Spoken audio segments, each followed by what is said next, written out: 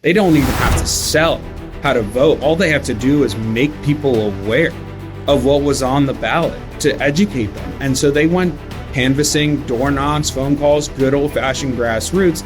And every time they talked to someone, Cherry was telling me, it was just a complete amazement at what was happening. They were totally unaware at the doors, and they ended up being so thankful. That ballot initiative to remove TABOR was overwhelmingly defeated. In a very swing state like Colorado, it was 60-40. And I asked Sherry, so you must have been really, really pleased, super excited about the win. And she's like, yeah, we were excited, but you know what?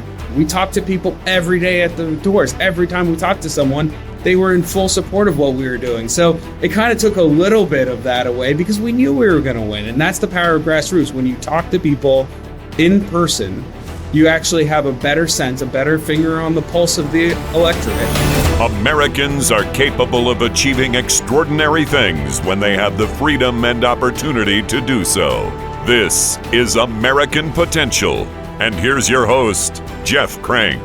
Hey, thanks for being with us for another episode of American Potential. This episode is going to be just a little bit different from our normal episodes because we want to let you hear some of the conversations the podcast team has during our team meetings. Now, we normally talk about different story ideas and guests that we should have on the podcast, but sometimes the conversation goes a little off the rails, and we can just kind of be entertaining, or at least entertaining to ourselves. Now, today we have Daniel Bassali, who's the managing director for Grassroots Brand Marketing. And Daniel is also a part of the podcast team, and he's here to talk about some of these topics along with some of the stories that Americans for Prosperity has been sharing. Daniel, thanks for being with us, my friend. Great to be with you, Jeff. How are you doing? I'm doing great. I'm doing awesome. Thank you. So let's start off because we got lots of stuff we're gonna get to. But I want to talk about some serious things first, right? Like AFP has been going around. We've done a couple of episodes about this, but AFP has been going around the country sharing people's stories. Talk about why we're sharing these stories and why they're important.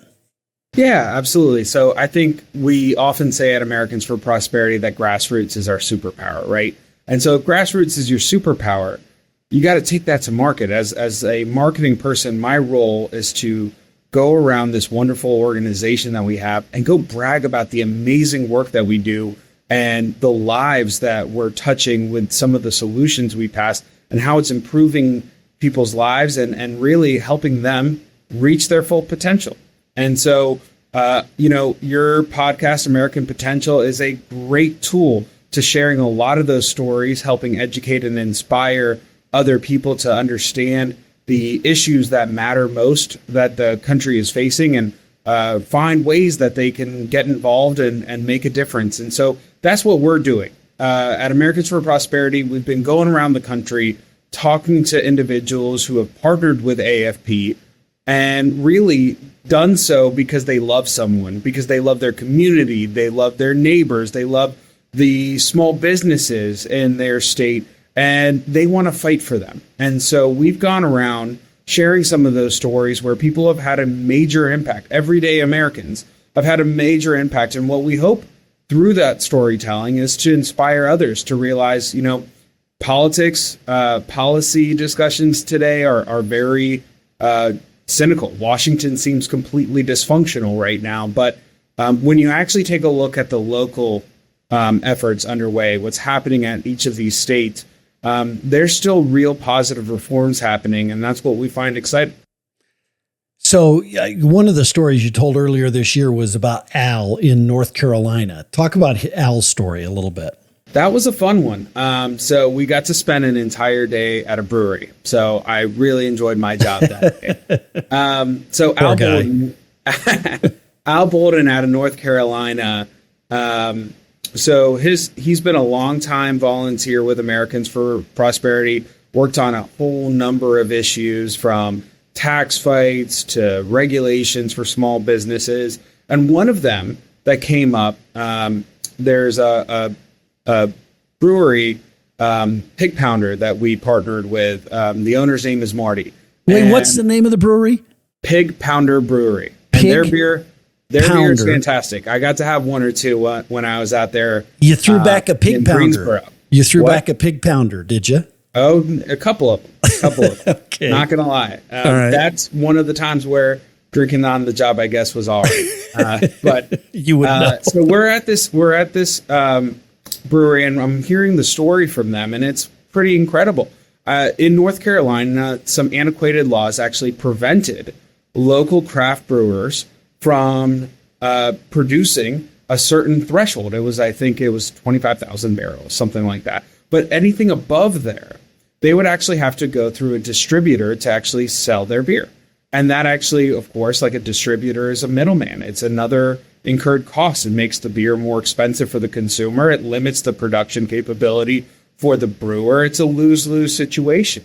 And what Americans for Prosperity North Carolina did, one of our leaders there, Eddie Souther, actually took that issue to Al and other volunteers in the state and actually started advocating, well, why do we have this cap? It's an antiquated law from decades prior, and no one thought it was actually going to be challenged or something that could be overturned. And, they made amazing progress. They doubled the cap, and they're working today to remove it altogether. And what does that do? Marty was telling us that his business now feels like they have no limit to their growth, that he can actually hire more staff to facilitate the expansion of his brewery. And the brewery, by the way, is affiliated with a bunch of other restaurants that Marty owns. And now they're able to produce more beer and share that beer with the restaurants and share it with the community. And it's something that is a win-win solution. And, it came across to me as this is a really small example of good policy making, good policy reform. And it felt very similar to energy permitting reform. Why is that? Like, what do craft beers and energy permitting reform have to deal with one another? Well, we also have a bunch of regulations in the energy space where we're putting caps or creating lots of hoops for producers to go through. And so whether you're producing beer or you're producing energy, there's a government barrier put in place that is actually increasing costs to the consumer. And that's why Americans for Prosperity fights, whether it's on the smallest levels at the local or state level, fighting for the small business to be able to produce their product, or at the largest levels when it comes to our domestic energy production and making sure that we are energy secure. Americans for Prosperity fights for those solutions that are based in principle. And I thought there was a cool connection that people, oftentimes when you're talking about energy production, people can turn off. But maybe if you actually think about the same issue with a brewer, all of a sudden, some people have a lot more interest in beer, including myself. Well, and this is what the podcast is about, right? We've been telling these stories. I can't remember what our first episode was, if it was William Burt, but William Burt was one of our first episodes that we ever released. I don't think it was the first one, but it was the first 5 maybe. And, that is an example, right, of removing these barriers too, whether it's barriers to an individual being successful, whether it's through licensing reform or these kind of antiquated laws. The story you're talking about breweries and microbreweries and things. We did a story on that in Kansas, right, where Kansas had a similar law. And so these are the kinds of stories that we tell where we're making a difference in kind of getting these antiquated laws. Sometimes they're just to protect a certain sector of the economy or big donors to politicians or whatever they are. We're working to break those barriers down. And that's the power of telling those stories, is to help break those down, right? 100%. And, sometimes people can ask, well, what does that have to do with me, right?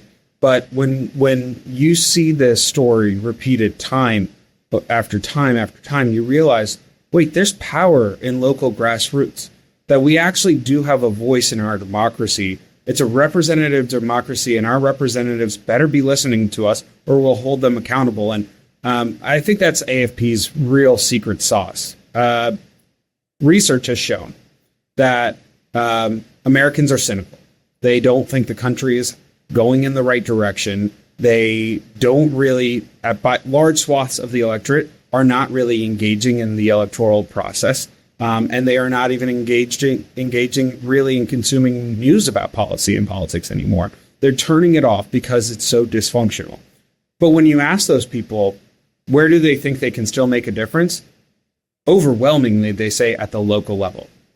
Because sometimes they feel like people in Washington with all the special interests are not going to listen to them anymore. But at the local level, there's still incredible power, incredible attention, and we can make a difference. And those wins can reverberate up to the national level as well. Yeah, some of those, and by the way, Daniel, some of those stories are my favorite stories to tell are really the ones of the people, right? The person like Al who got involved and made a difference. Or, someone who we had a lady from Oklahoma that got involved in education, became a commissioner in education, or someone who became a legislator. I mean, these are really great stories, but they're heroes. They're breaking barriers. But what I love about it is they're not breaking government imposed barriers just for themselves. They're giving freedom to every person in their state or in their city or in America by doing what they're doing. I've sifted through a lot of stories. When we vet which ones we think are the right ones to send out a crew and go film and interview them and produce some videos, there's a lot of considerations. But the biggest thing that we've seen across the board is that people aren't just advocating for their own self-interest. They're advocating for people that they love, loved ones that they're seeing get impacted, and know that they can actually do something about the policies so that they can help improve their lives. That, to me, is the most exciting and most powerful part of these stories. Yeah. Now, you also came to my home state of Colorado, didn't bother to tell me you were coming or bother to come down and grab dinner with me or anything like that. You were just in and out kind of deal. But why were you here? Well, Jeff, I actually came out to get dinner with you, but you didn't respond to my calls. Oh, please. And I left you some text messages, which we'll talk about afterwards. And we'll talk about that. It was unbelievable. No. The reason we were out in Colorado, in your neck of the woods, was we wanted to tell the story of Sherry Tapu. And Sherry's a volunteer with AFP Colorado. And AFP Colorado last year took on a huge ballot initiative on TABOR, which is the Taxpayer Bill of Rights in Colorado. Right. We've discussed it on your show before for the listeners here. And what it essentially does, TABOR, is anytime there is a surplus within the state government of Colorado, by law, the government actually has to return those funds to the taxpayers. And so this is a wildly popular benefit of living in Colorado. It's something that's kind of ingrained in their identity when you're talking to activists. They view it very passionately. And what ended up happening was that some bureaucrats and some state government officials thought that they could pull a fast one on the people of Colorado. They suggested there was going to be a property tax increase.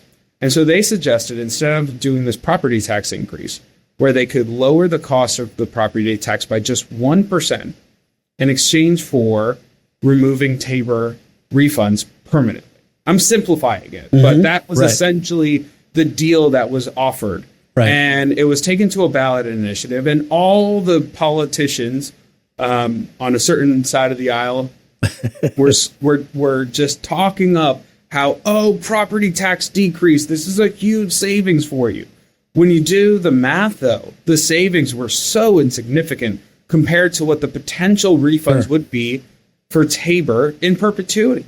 And so this was really a bait and switch from the state government, and AFP stood up against it. Sherry, working with AFP, was a critical leader in that fight, and we wanted to highlight the work that she did, and hundreds of others with Jesse Mallory, the state director of AFP Colorado, to fight against this. To really, what they thought their job was is they don't even have to sell how to vote. All they have to do is make people aware of what was on the ballot to educate them. And so they went canvassing, door knocks, phone calls, good old-fashioned grassroots.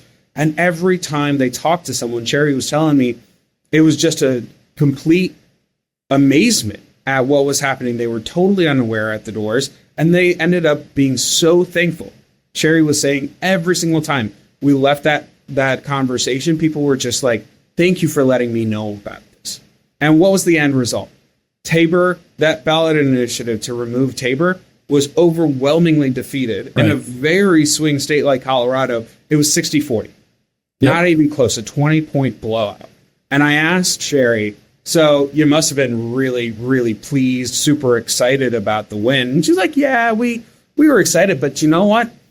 I wasn't surprised. I knew that we were going to win. We talked to people every day at the doors. Every time we talked to someone, they were in full support of what we were doing. So it kind of took a little bit of that away because we knew we were going to win. And that's the power of grassroots. When you talk to people in person, you actually have a better sense, a better finger on the pulse of the electorate than any other method, because you're in real life talking to people, understanding their concerns and addressing them. Yeah, right. What about Indiana? You went and talked to Lisa in Indiana. Talk about what she was working on. Yeah, so Lisa Morris, longtime volunteer with AFP as well, and we wanted to talk about right to work. Labor conversations have been really hot recently, and we wanted to see, it's been 12 years since Indiana passed right to work. And for your listeners and your viewers, now that we're on YouTube as well, Indiana right to work was a heated battle.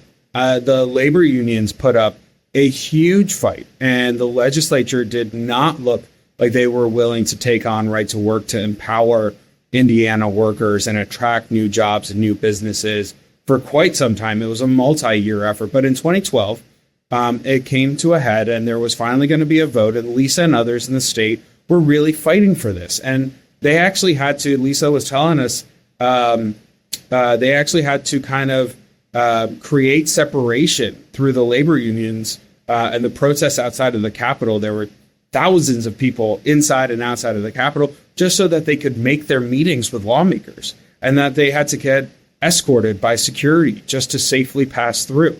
This was really, really tough, and it passed. So we wanted to do a little bit of a look back. What happened in the state of Indiana?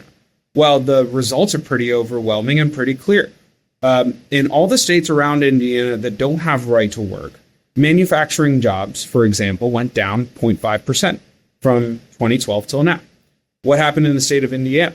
They went up 13.5%. In fact, a study by the MACNAC Center for Public Policy said, let's see here, it was a 27% increase in manufacturing jobs thanks to that right to work legislation than would have existed without it. That's a huge difference. We're talking about thousands of companies pouring in from neighboring states. We're talking about tens of thousands, hundreds of thousands even of jobs being attracted to the state of Indiana. And we're talking about that economic reverberation through the entire state that everyone benefits from. And so that's a real significant policy win. And now that we see it over a decade later, it's made a big difference. Okay, how about Arizona? Now, did you write this question? Because I'm looking at this question, and it's very corny. This is a very corny question. I'm not even sure I can answer this way. There was a tasty story coming out of Arizona that you recently released. What are you saying? You don't, Jeff? Are you saying you don't write your own questions? No, I'm just looking at a question here. I'll write. How about I rewrite this one? Tell me about the story out of Arizona. What are we talking about? The Free the Tamales deal? Jeez, Jeff, I think you just outed yourself. Free the tamales deal? We all know, and I've said it on this show already, Monica Haas does all the work for you. Of course she does. She just makes you look real good. Except I don't think that corniness of that question is Monica. That's you. That's directly, it's got Daniel Bassali written all over it. Poof, shots fired. Well, why don't I skip past this little feud and let me get straight to the point.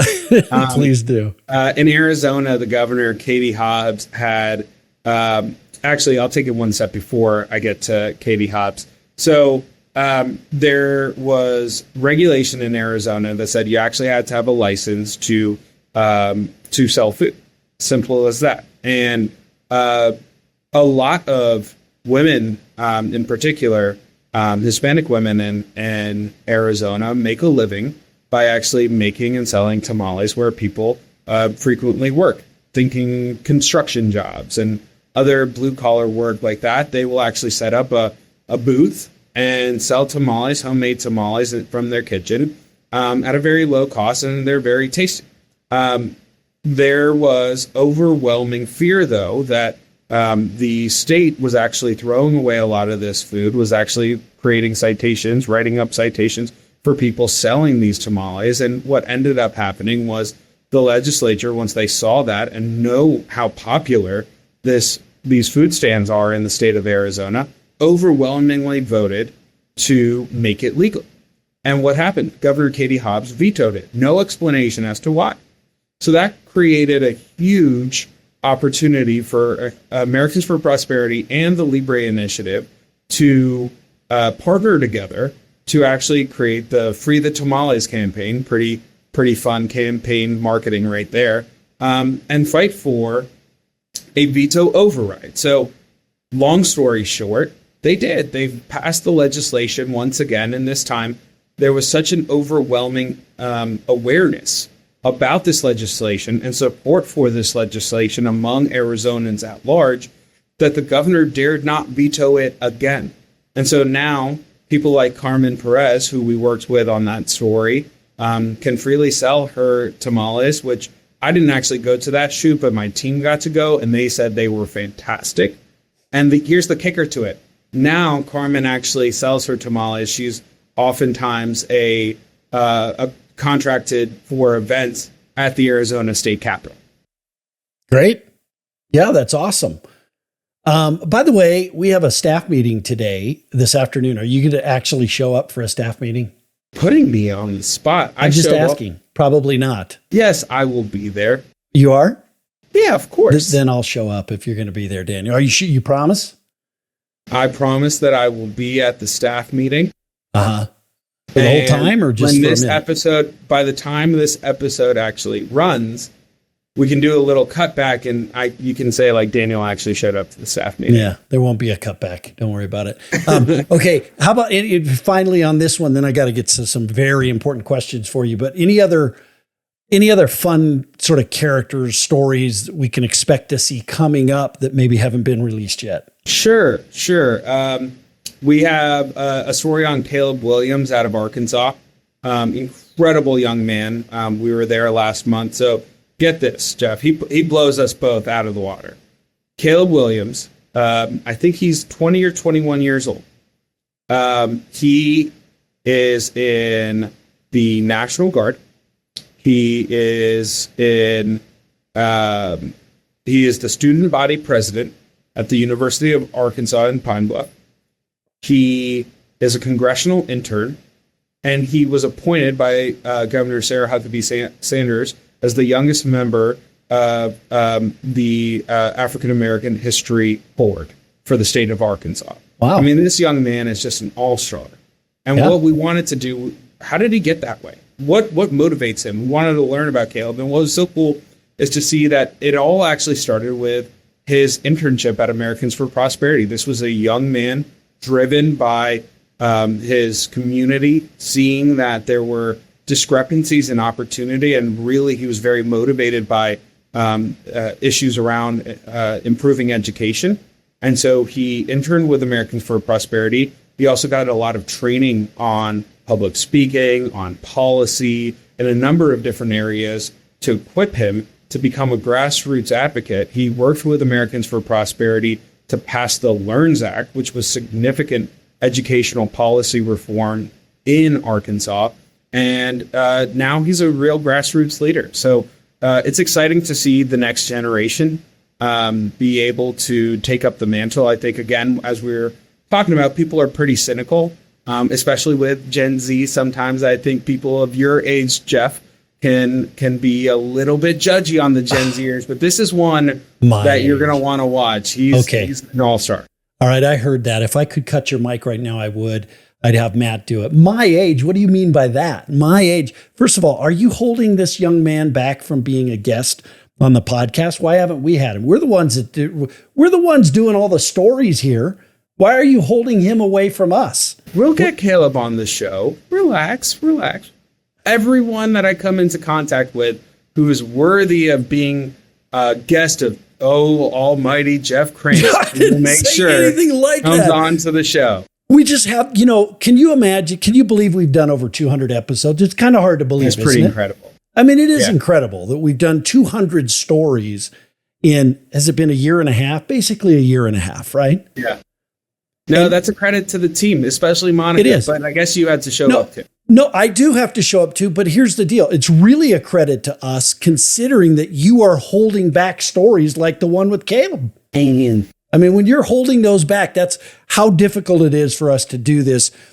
I mean, 3 episodes a week that we're producing, and you're holding out on us with some of them. Daniel, if people want to go watch stories like this, where can they find them? They can watch these stories and a bunch of others at americansforprosperity.org/stories. And you'll see just the incredible power of our grassroots, and you'll find ways to get connected with Americans for Prosperity there. Okay, awesome. Now listen, we have some unfinished business. Oh, because we've been trying to do this episode for a long time.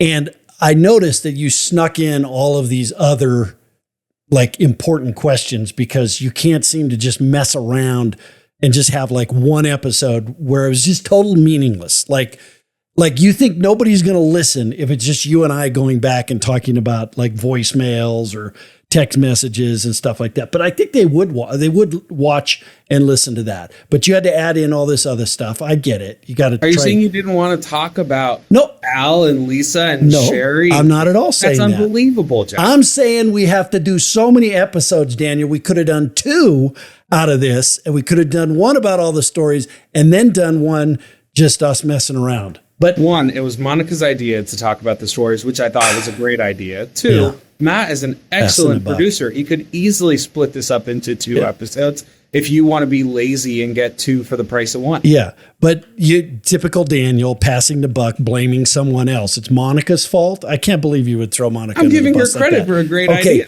So listen, you and I had this discussion before. I get a call from you, and you don't actually leave me a voicemail. Oh, yeah. And I don't understand. And then you give this. I got to say, Daniel, I mean, I don't know any other way of saying it. I find it arrogant that I'm supposed to just see that you called and that I missed a call from you, and therefore I'm supposed to just automatically call you back. If you want me to call you back, you can't leave a 30-second voicemail that says, "Hey, Jeff, give me a buzz when you get a second." No, I'm supposed to look. And every call I miss, I'm supposed to call that person back. Is this some millennial? Are you millennial? You're not a millennial. I am a millennial. Oh, you are. Is this some millennial trick? A generational divide. Is this a millennial trick? Some Jedi mind trick deal? What? By the way, let's play out your scenario before I give my response. I leave a voicemail and it says, "Jeff, it's Daniel. Call me back." How does that change anything at all? Why does that change anything for you, Jeff? Clearly, I wanted to talk to you when I gave you a phone call. Okay. And I didn't reach you because you didn't answer. You probably screened my call. And so it's up to you when and where you have the time to give me a call back. Why do I have to state the obvious that I've tried to call you? So look, I'm just looking through my calls right now. See, look here. Could you see all the ones that I've missed? All these. I can't see you right now. Well, okay, but look, there's all these calls that I've missed. I guess I'm just supposed to assume that every one of these I need to return their call, right? Just like, I don't know, here's just a phone number. I'm supposed to call them back because they're too important. If it's a random phone number, you ignore that. You never answer it. You don't even call it back. Do you know how many robocalls there are now? The spam out there. My general rule of thumb on this is if I don't have your number saved, I am not picking up the phone. Oh, okay. Well, I'll remember. That's okay. But listen, what am I supposed to I see that you call, so I'm just supposed to call you right back. You're big and important and busy. No, that's not the deal. Time. No. But are you saying if all of those individuals said, "Hey, give me a call back," you would then call every single one of them back? No, what I'm saying is if you call me and you want to talk to me, is it too much to ask to just say, "Hey, Jeff, it's Daniel. Give me a buzz." Let me give you a better alternative. I don't want a better alternative. I want you to tell me, a text message. Well, that's it comes at least straight okay. into your That's okay. That's okay for you to say, I didn't leave a message, but then I followed it up with a text message that said, hey, Jeff, give me a buzz. That's fine. You're actually changing your position here no, live no, on air. No. Because the way we've talked about this Daniel. before, Jeff, the way we've talked about this before, you're like, I hate the text messages. There's no point in them. Why not just leave me a voice message? Daniel. My point of view is that voice messages are time consuming and redundant. That you could, in just a short text, communicate what you need. If Emily Seidel called you back and left you a voicemail, would you not listen to it? It takes me a lot longer to listen to a voicemail. Huh? It takes me a lot longer to listen to a voicemail. Let's play this out in reality. You and I both work. We're in meetings all day long. Yes. When you're in a meeting, you cannot just stop and listen to a voice message. But you know what you can do? You could take a glance at your phone. Or that's perfectly fine. Or you could look at your phone and it writes it out and tells you what they're saying. It transcribes it. Why would I listen to read a transcription? Daniel. When you could just send me the message directly. Daniel.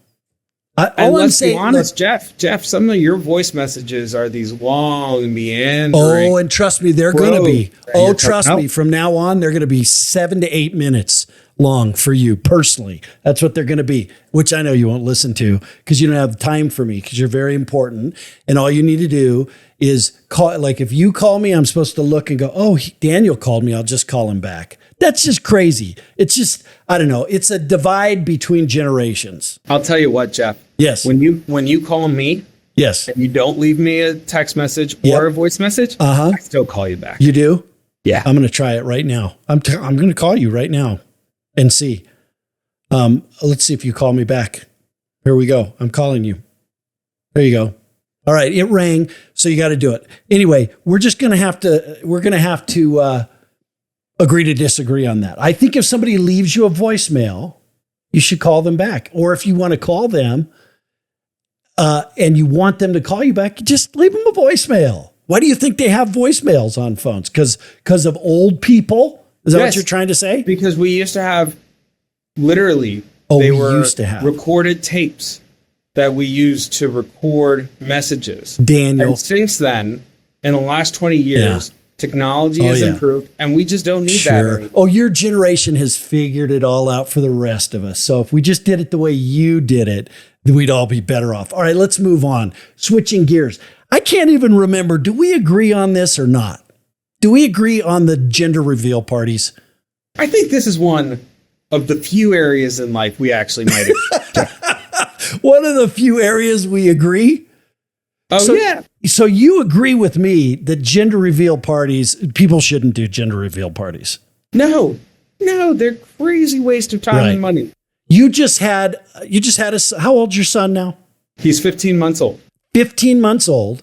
Yep. And I was so happy to hear. I finally found some reason I could like you, Daniel, when I heard this. I found out that you didn't do a gender reveal party. You just waited to find out, as God intended, whether you were going to have a boy or a girl, right? Yeah, that is correct. Oh, wait, are you telling me that you didn't or you did? Did you wait? No, we waited.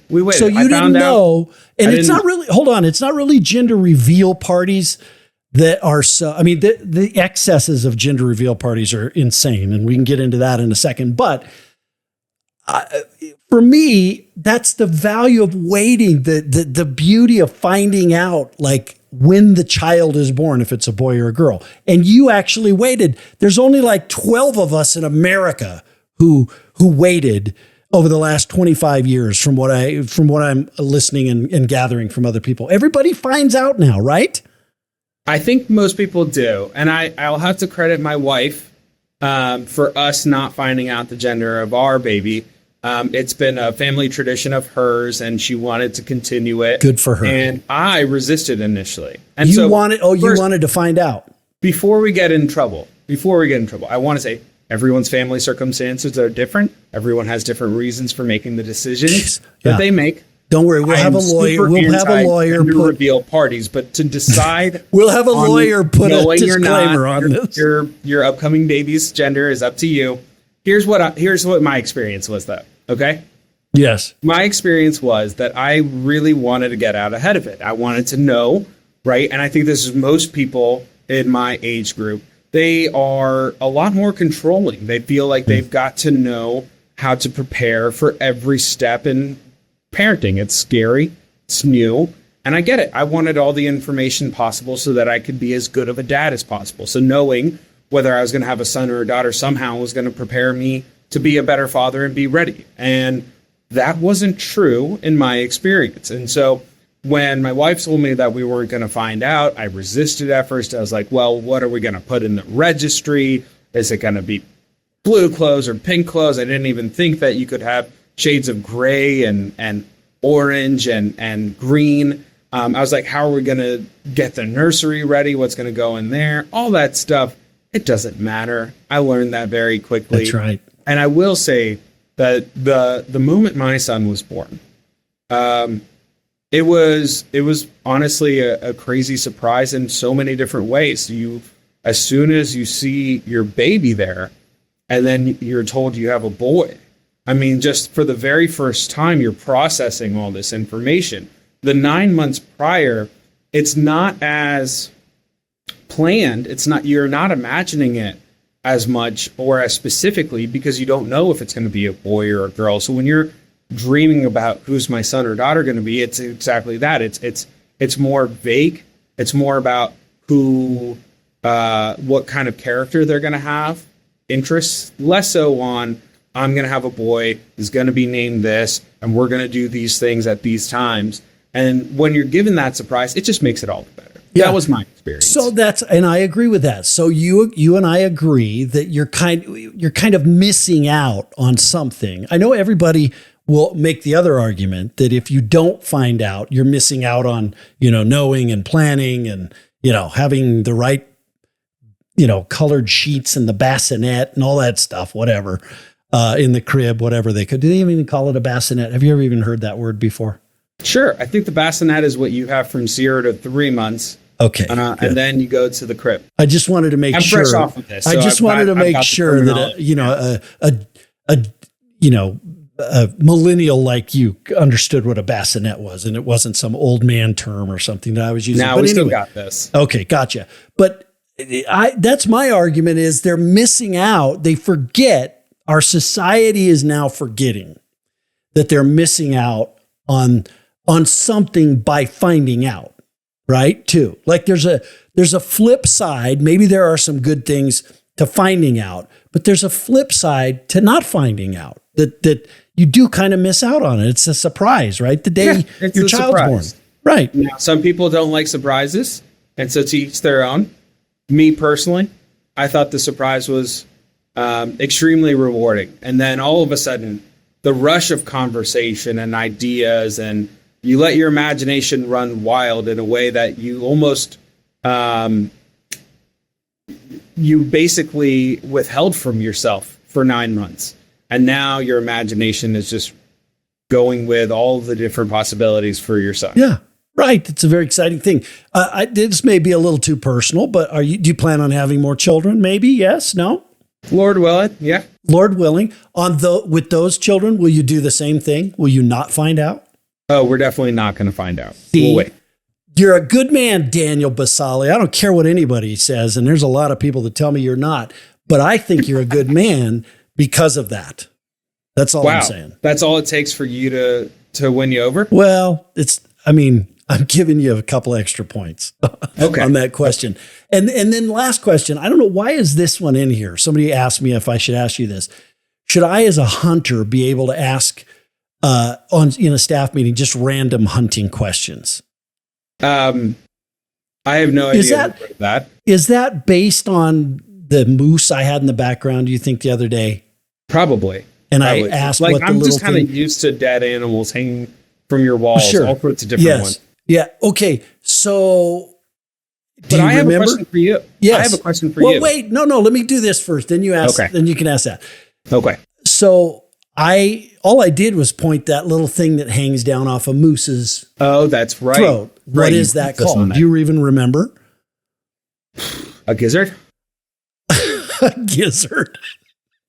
I think chickens have gizzards, don't they? Isn't it about the same thing? I got one. A chicken, a moose, they all have gizzards. No, a gizzard. Do you even know what a gizzard does in a chicken? No, I don't think so. I believe that a gizzard helps them digest food. Like they swallow food or something. Okay. I think rocks. They put rocks in their gizzard. I don't know. Maybe I'm making this up. I think that's what it's for. But the thing on a moose is called a pendulum sac. And it's only on a bull. That's what it's called, a pendulum sac or a waddle. Some people call it a waddle. I'm just helping you out. Your listeners come in to learn, and they certainly are going to learn a few things. How many millennials know what a freaking pendulum sac is? Probably not very many. I haven't done much market research on this, but I don't think it's very it's probably not very many. And you can tell your son that. You can tell your son someday when next time you see a moose, you can say that little thing that hangs off the bottom of a throat of a moose is called a pendulum sac, and he'll thank you for that. Now, you had a question for me. I think this one is way more fun. Okay. And this current events here. Yes. Have you seen the RFK Jr. story about the bear cub? About the bear cub? This just came out literally yesterday. No, I haven't seen it. I'm just dropping this here. Okay. So RFK Jr. Released a video yesterday where he... And this show is going to come out later, so whenever it comes out, RFK Jr. releases a video where he's talking to Rosie O'Donnell, and he is telling her a story, kind of like, oh, I got a fun little story. And the story takes a really weird turn. So he's out on a hunting trip with a bunch of buddies, and they're driving, and he says that the person in front of them hit a baby bear cub and then kept driving. And so they got out of the car, they picked up the cub, it was definitely dead. They said, oh, this is a really solid, this is going to make a great pelt, like I can get a tag for this, and I want this bear cub. So puts it in his truck, they go hunting, time flies by, and then guess what RFK Jr. decides is the rational next step, because it's getting late and he doesn't think he's going to have enough time to skin this cub. What? He takes it to Central Park in New York City, and he drops it on a very, very highly trafficked sidewalk. And he throws it in like on top of an old bike of his. And he stages a scene like there was some sort of accident, that a bicyclist hit a cub, killed the cub, and fled the scene. And he did this 10 years ago. And not only that, people are starting to look back. It made local news. There were TV cameras, there was a police response, they were fingerprinting the bicycle, all this stuff. And it was a huge deal in New York 10 years ago. And people were like, who would do such a thing? And it was very well known that it was a state setup. And they were like, what crazy, man? This is a state setup. And lo and behold, 10 years later, the New Yorker finds out that it was RFK Jr. I have no idea how they found out. And to get out ahead of the story, he released a video admitting to all of it. Pretty wild, but I had to get... I love that I get to tell you the story, but yes. I have to get your take from this as an avid sportsman. Yes. That's the weirdest story I've ever heard. Are you serious? This is really true? Yeah, it's true. Every word of it. And it was a cub bear? It was a cub. It's just the weirdest.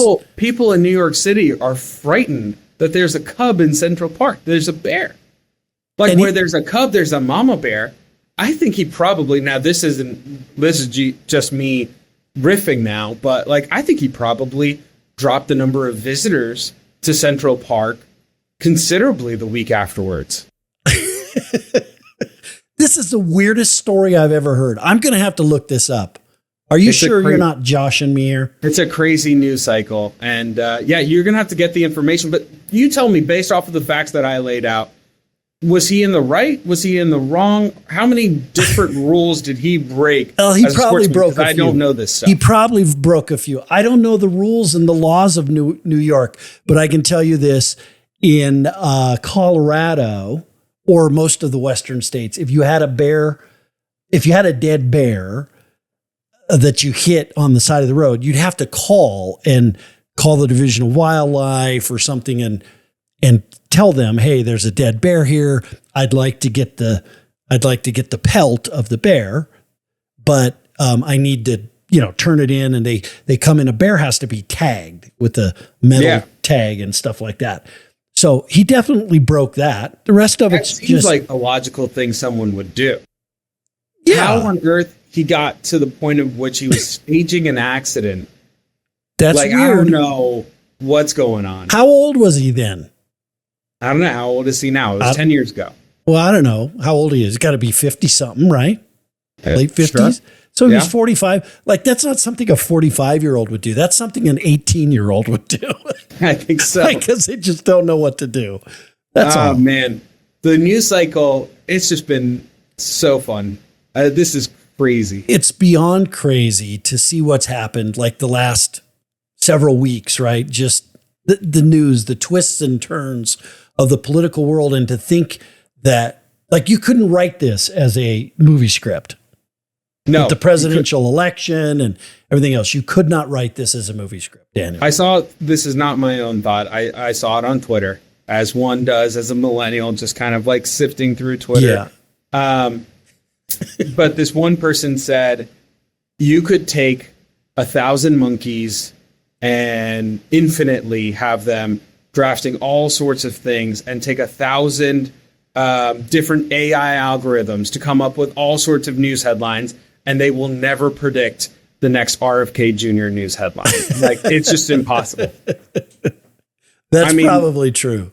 That's probably true. Think about the Mad Libs you'd be going through to create RFK Jr. admits to staging accident with dead bear cub in Central Park 10 years ago. Yeah. Why would he stage it in Central Park? I don't understand that. Maybe was it just a prank at that point? I have no idea. This is weird, Daniel. You've upset my world by bringing this up. This is weird. Maybe we could get someone from like Central Park, like the park team there, to come and comment. Maybe we could find someone who was on the scene that day and walk us through it and tell us about what it's like. We got to figure this out. This could turn into like some big scandal, like this could be. I think it already has. Well, it has, but yeah, I mean, this could be, I don't even mean a scandal. The conspiracy theory folks could take this and run with it. You know what I mean?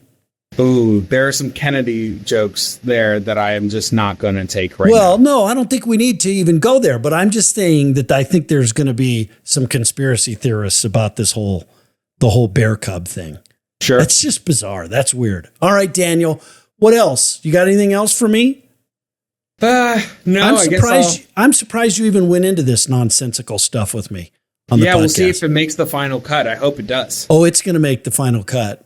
Okay. Yeah. Well, no, but I'll see you at 4:00, right? Because that's when our next team call is. I don't know. 4:00 my team. Yeah, we're probably close to that. Yeah, I guess we'll see you if you actually show up. I don't think you're going to. I'll see you at 4, Jeff. Daniel, all right, buddy. Thank you. Listen, thanks for these great stories that Daniel and his team are telling at Americans for Prosperity. And we're just fortunate being the podcast. We're fortunate to be a part of that storytelling capability and tell some of those stories. We've got to tell over 200 of them and many more to come. But these stories, these are the great things that Americans for Prosperity is doing. And I hope that you see that, you get engaged, and you understand it. Some of my favorite stories are just telling the stories of individuals, people who say, you know what, enough's enough. I'm going to do something different. I'm going to make a change. But they're not just doing it for themselves. They see an injustice, they change it, and they fix it for everyone in their state or everyone in their community. And we just story after story of people doing that. So I look forward to that. I look forward to having Caleb on. Since Daniel didn't share Caleb's story with us, I'll have to go search that one and get Caleb on. Sounds like an amazing young man. I bet he also returns voicemails. We'll see. Anyway, thanks for joining us on American Potential. We'll talk to you soon. Thank you for listening to American Potential. You may listen to more stories from Americans working every day to expand freedom and opportunity in their communities by visiting AmericanPotential.com.